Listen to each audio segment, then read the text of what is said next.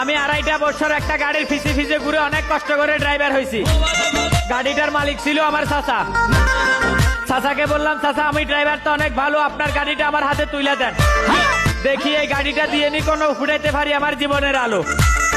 চাচা তার অনেক যত্ন সহকারে রাখা গাড়িটা আমার হাতে তুলে দিল। ড্রাইভিং বয়স যখন 1 বছর, তখন হঠাৎ শুনি গাড়িটার মালিক নাকি এক্সচেঞ্জ হয়ে গেল। চাচাকে ফোন দিয়ে বললাম, চাচা কি হলো, কিছুই বুঝতে পারলাম না আমি।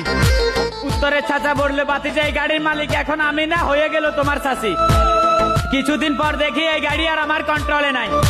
আমি ডানে কাটলে গাড়ি বামে যায়, আমি বামে কাটলে গাড়ি ডানে যায়। হঠাৎ একদিন আমার চাচি ফোন দিল, অর্থাৎ গাড়ির মালিক ফোন দিয়ে বলে, বাবা আমার গাড়িটা আমাকে দিয়ে দাও, তুমি অন্য চেষ্টা করো। জিজ্ঞাসা করলাম, কেন চাচি কি হলো? বললো, আমার এই গাড়ির দক্ষ ড্রাইভার চাই। গাড়ির মালিকের এই কথা শুনে আমার মনে হচ্ছিল সেদিন আমার দেহ থেকে আত্মাটা বেরিয়ে গেল। দুর্ভাগ্য, কিছু করার নাই, শখের একটা গাড়ি ছিল, তাও মহাজন আমার কাছ থেকে কাইরা নিল।